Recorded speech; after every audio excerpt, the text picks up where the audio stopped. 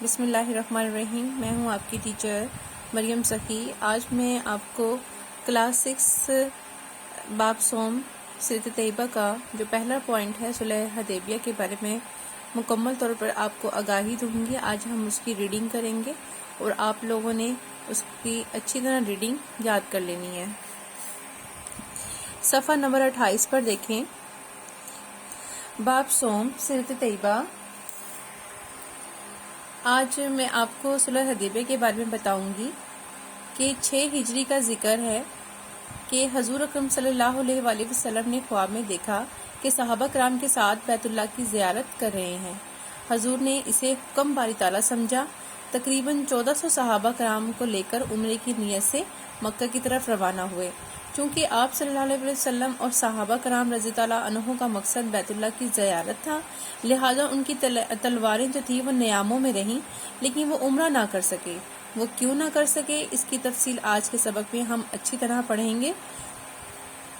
صلح حدیبیہ 6 ہجری 6 ہجری کا مطلب ہے، 6 ہجری سے مراد ہے کہ حضرت محمد صلی اللہ علیہ وآلہ وسلم کو مکہ سے ہجرت کر کے مدینہ آئے ہوئے 6 سال ہو چکے تھے۔ ہجرت کے 6 سال مسلمانوں اور کفار مکہ کے درمیان ایک معاہدہ ہوا جو تاریخ میں صلح حدیبیہ کے نام سے مشہور ہوا، جو چونکہ یہ صلح حدیبیہ کے مقام پر ہوئی تھی، اس لیے اس کو صلح حدیبیہ کہا جاتا ہے۔ آج اس کا پس منظر ہم پڑھتے ہیں۔ مسلمان جب سے ہجرت کر کے مدینہ منورہ آئے تھے، وہ بیت اللہ کی زیارت کو نہ جا سکے تھے۔ ان کے دل طواف کعبہ کے لیے بے قرار تھے۔ حضور اکرم صلی اللہ علیہ وسلم کا بھی ایسا ہی حال تھا۔ 6 ہجری میں آپ صلی اللہ علیہ وسلم نے خواب میں دیکھا کہ آپ صلی اللہ علیہ وسلم صحابہ کرام رضی اللہ تعالی عنہ کے ساتھ بیت اللہ کا طواف کر رہے ہیں۔ آپ صلی اللہ علیہ وسلم نے صحابہ کرام رضی اللہ تعالی عنہ سے اس خواب کا ذکر فرمایا تو صحابہ کرام رضی اللہ تعالی عنہ بے حد خوش ہوئے۔ انہوں نے اس سے غیبی اشارہ سمجھا اور سفر مکہ کی تیاریاں شروع کر دی۔ رسول اللہ صلی اللہ علیہ وآلہ وسلم نے مدینہ منورہ کے گرد و نواح کے مسلمانوں کی آبادیوں میں یہ اعلان کروایا کہ جو لوگ زیارت بیت اللہ کا شوق رکھتے ہیں، وہ آپ صلی اللہ علیہ وآلہ وسلم کے ساتھ روانہ ہونے کی تیاری کر لیں۔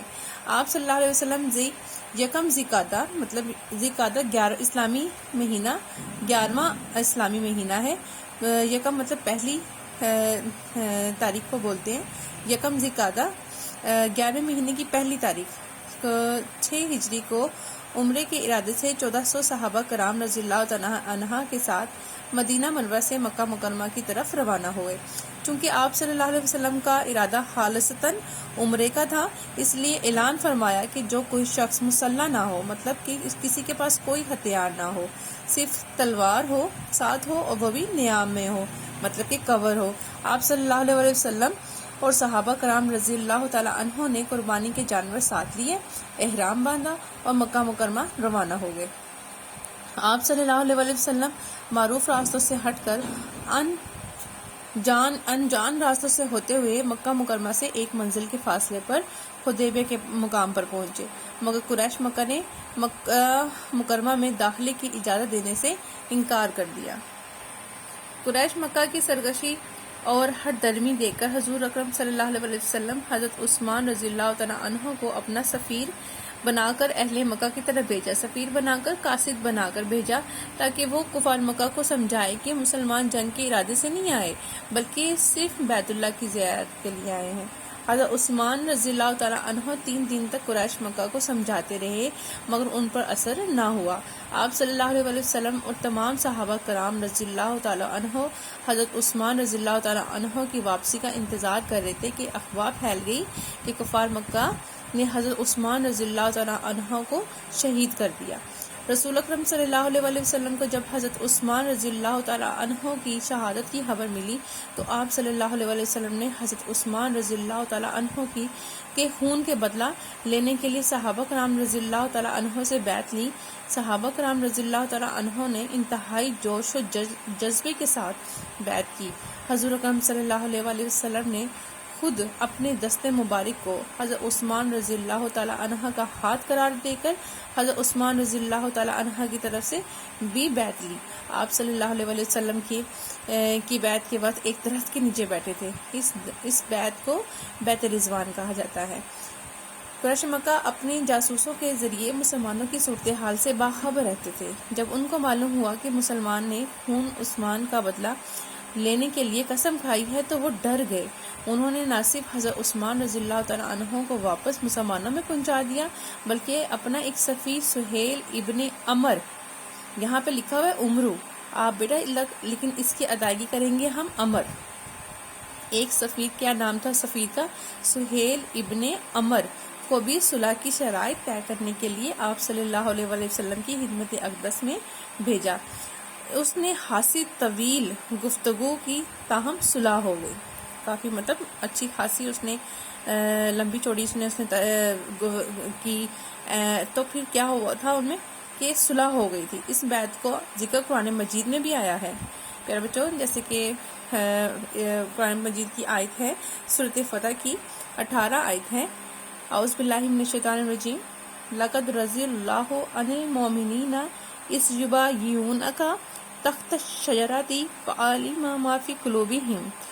اے پیغمبر صلی اللہ علیہ وآلہ وسلم، جب مومن تم سے درخت کے نیچے بیعت کر رہے تھے تو خدا ان سے خوش ہوا، اور جو صادق خلوص ان کے دلوں میں تھا وہ اس نے معلوم کر لیا۔ اس بیعت کو اسی لیے بیعت رضوان کہا جاتا ہے۔ صلح حدیبیہ کی شرائط۔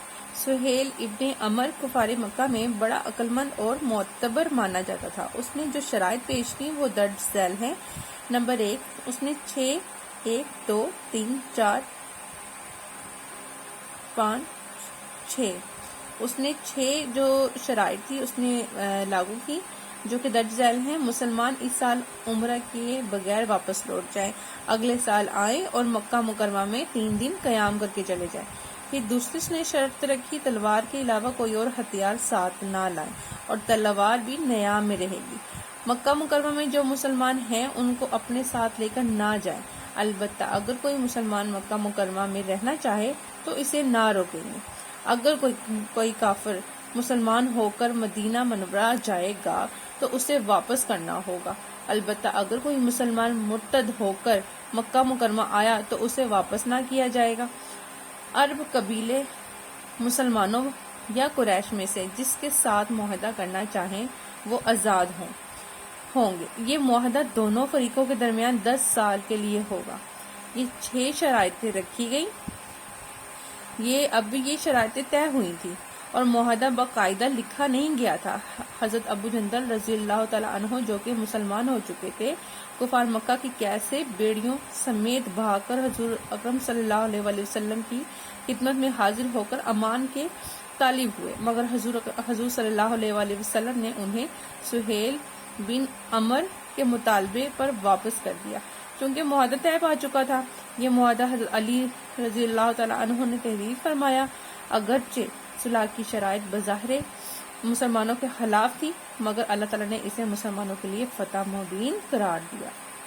آپ صلی اللہ علیہ وآلہ وسلم نے اس عرصے میں عرب کے باہر کے قبائل اور حکمرانوں کو خطوط اور سفیروں کے ذریعے اسلام کی دعوت دی، اور اگلے 2 سالوں میں یعنی 8 ہجری کو آپ صلی اللہ علیہ وآلہ وسلم نے مسلمانوں کے 10,000 لشکر کے ساتھ خون کا ایک قطرہ بہائے بغیر مکہ مکرمہ کو فتح کر لیا۔ مکہ مکرمہ کی فتح گویا پورے عرب کی فتح تھی۔ یوں اللہ تعالیٰ کی فتح مبین کی بشارت پوری ہو رہی ہے۔ آج کی ہم نے ساری ریڈنگ مکمل کی ہے اچھی طرح، اور میں نے وضاحت کے ساتھ آپ کو اس کے بارے میں بتا بھی دیا ہے۔ آپ لوگوں نے اس کی ریڈنگ کو بار بار کرنا ہے، پڑھنا ہے، اور جو مشکل الفاظ ہوں گے آپ نے اچھی طرح اس کی یاد کر کے اس کی پریکٹس کرنی ہے، مشکل الفاظ کے معنوں کی بھی۔ اور آپ لوگوں کی آج کی یہی ڈائری ہے کہ صلح حدیبیہ کی پڑھائی کو مکمل طور پر آپ لوگوں نے اس کو یاد کر لینا ہے۔ اللہ حافظ۔